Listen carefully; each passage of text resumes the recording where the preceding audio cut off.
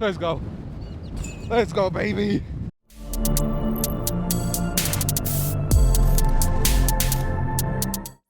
Welcome back, YouTube. We are here back at McCullough Park, and I got some new things. We're gonna be debuting a new disc into the bag, and we're also gonna be only doing putters only today. And pretty much all of them are gonna be throwing just the zone and the soft ringer. So basically today we're just gonna be debuting the ringer just to see what all they could do. It's a little windy out here right now, not too bad, not a crazy amount of wind, but it is like a good, like, you know, 12 to 13 miles an hour. The reason why I kind of got this disc is because it is a little bit more shallower and it feels a lot better in the hands for a forehand. And I really want something that I could just, you know, pop on just a little bit of hyzer and it flies dead straight or even turns a little bit. And that's the reason why we got it. So we're gonna be testing out this ringer, gonna be its debut into the bag, and I'm pretty sure it's already gonna make the bag, but this is gonna be y'all first time seeing it. And y'all know the zone, it's just beefy. But we got hole 1 right here, par 3, 265 feet at McCullough Disc Golf Course. So let's see how we start. Always gotta go 2 off the top no matter where we go. Let's see how our first one goes. I think our first one, we'll give the zone the toss, and then we'll give the ringer the second toss. Start this video off right.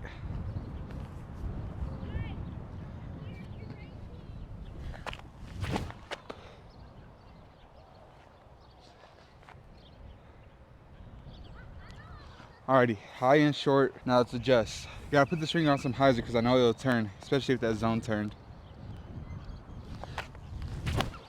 Oh, and we turned it right over.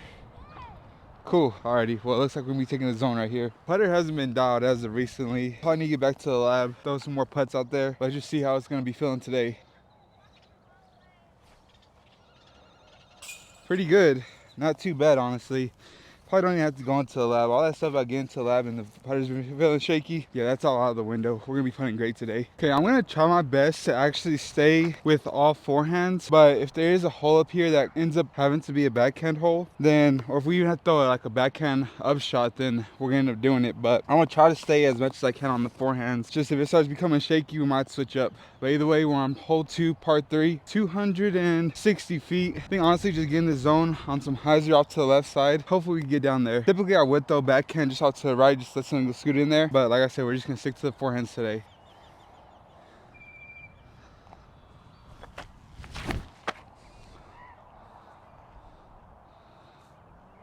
It looks like today we're gonna be putting, and honestly not the bad shot, not the worst shot, especially doing on nothing but forehands, so we'll take that all day. Let's just see if the putter can stay hot. I believe this is inside the circle. It looks like about a good 25, maybe 30 footer right here. Ah, great bid, just not high enough. It's all right. That's pretty parked, so we'll go ahead and just hop over to hole 3. Okay, par 3, hole 3, 390 feet. This one is gonna be kind of a blast to get over there with the forehand. But I think we're just gonna take the zone, blast it off high and right, and hopefully we don't get the nose up because don't need it to stall out. I need it to actually hold over quite a bit. And getting over there, we probably won't be able to get all the way over there. So we'll probably have like another, I'll say like 90 to 100 feet to actually get up and down. But let's just see what we can do here.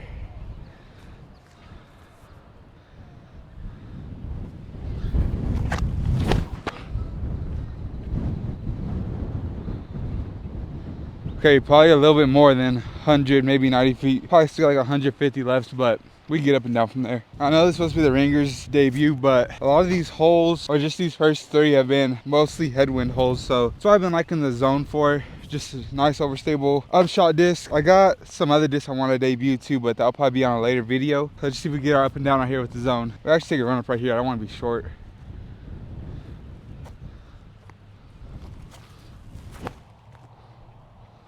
There we go. Yep, shouldn't be too far. Hopefully we did get enough up and down to where we can actually have a decent putt at it. We got a nice little 324 foot par 3. Honestly, since we do have this tailwind, we'll probably end up going with the ringer, and we'll probably throw it just on a little bit of hyzer and just let it just see if we can just penetrate through up there. Hopefully it doesn't turn a lot over. It shouldn't, but I have been playing with this one for a little bit, so it probably is a little bit more straighter. We also gotta get this one height because the last few times that I've thrown it, it's kind of died out here. So let's just see if we can get it to go far.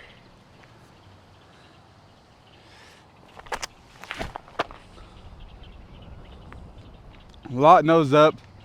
But as you can tell that it gets that nice little hyzer flip out of there, and then it flies straight, and then it has that nice little fade at the end. So the only thing about that throw is probably getting just a little bit lower, but I know I kind of wanted the height on this throw to actually get down there. Sorry about the weird angle, but we do got a dead birdie right here, so I'm not gonna show that because, you know, we love the animals out here, man. This is basically Nat Geo out here every time I come out here, because y'all know I'm a dog in my own right. On the pole though, not enough speed. Here we got hole 5, par 3, 222 feet. And whenever I think about a hole for the ringer that I always would like to throw a forehand, this is the hole that I like to throw the forehand on. Push something right at the tree on the right side, not this one, not this first one, but the one down there, and just let the disc just kind of hold over to the left. And we kind of got a helping tailwind that will kind of just keep it up a little bit. I'm gonna go ahead and pause the recording right here because there is a family walking down the fairway. Alrighty, we should be good.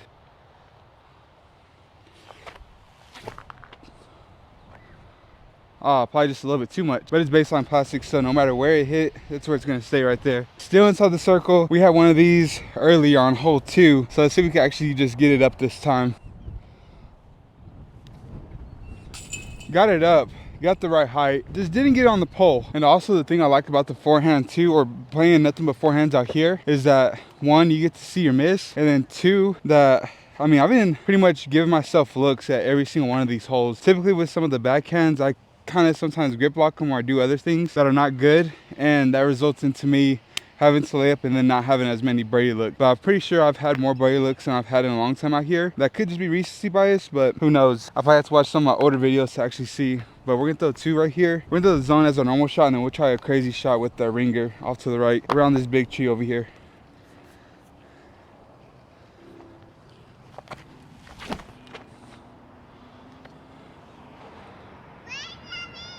Oh, kind of blasted it right there with the zone. Oh, that is never the line. What this is also going to highlight is how much practice I actually do need on the putting green, because we can't be missing this many circle 1 putts, man. This one's a little bit closer though. There we go, finally got it. Now we're 2 under with quite a few missed opportunities, but it'll be all right as long as we're under par right now. We're on hole 7, par 3, 330 feet. We're not gonna go with the ringer right here because we're gonna start something off to the left and hopefully get a skip going to the right. But something I do want to highlight about the ringer, I honestly want to compare it to the pig, kind of, where it can handle getting pushed quite a bit with the forehand. It's just this, I don't know if it's because it's not as pop top and it's more flat compared to the pig, and it also doesn't have that thumb chuck, which I kind of didn't like, or I didn't mind it on the pig. It kind of actually had like a little, it was pretty good because it had like a little anchor for my thumb. It just feels super good just having the flatness on top. I kind of like it a lot better. Feels like I'm actually pinching my fingers together. That's also another plus that I have with the ringer. It's kind of like it's just a shallower zone, bruh. That's pretty much all it is. But let's see, we got a nice little left to right wind. Honestly, we just keep this on hyzer, going to the left side. That'll be great. Honestly, 330 is quite a bit of carry for us.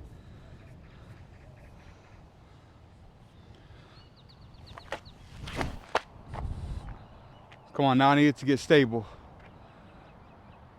I just flew dead straight. 330 is kind of like, you need to be a big arm to actually do that, but I'm pretty sure you might need something just a little bit more stable, and I don't think we're putting a Zone OS out of our bag anytime soon. If we have learned anything about our putts, is that we need to get this one up. We've had a putt from this range already. We just need to get this one up, man. Give it some height. Let's go. Let's go, baby. That one was just great, man. Oh man, I knew that was in from the moment it left my hand. That thing just flew just perfect, honestly. Haven't made a long one like that in a while. That one feels absolutely spectacular. Okay, we got hole 8, the hole that's shaped for a forehand that somehow I can never get. But it is a par 3, 250 feet away. And I'm gonna try to blast something a little bit higher, because in between these two trees, this one on the right and the back one on the left, there's a small little gap that if you clear through it, you're on track for the basket. But with my luck, I'm probably gonna pull one over to the left and then be long. But I'm gonna try to at least try to get that gap for content purposes, you know, just in case, you know, ka-ching ace. But let's just see if we get this. Gotta get a little bit higher too. That's it right there. This needs to be long enough. Oh yeah. Sit down, please. Thank you. Wasn't long enough, still a little boy, but at least we'll have a putt at it right now. This is the only tricky part about this putt now, is that we got like a low ceiling. We could step out and just straddle it. I just don't know how good I like that. I don't mind this knee putt, honestly. Let's just jam it in there because we got a nice little left to right wind.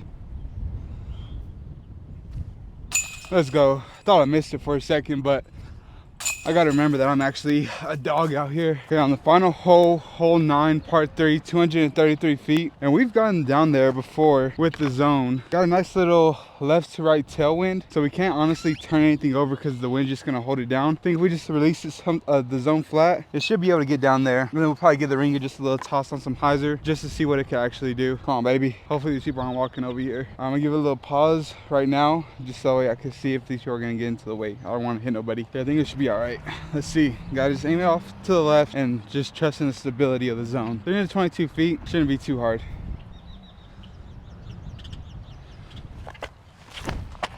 Oh, we just didn't turn it. All right, nice little scramble from right there. Probably was the ringer, honestly. Alrighty, don't really like this shot, especially because we're kind of pinched off right here on this tree. Honestly, we might just throw the zone again. Throw it off to the left side of this tree, and hopefully we got a putt at the end of it. I don't like the stance, but this is what we're gonna do, because if I try doing a backhand, I might smack my hand. So let's just see if we get this around.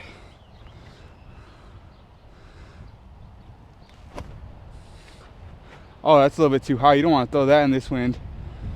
Oh, buddy. We might be OB.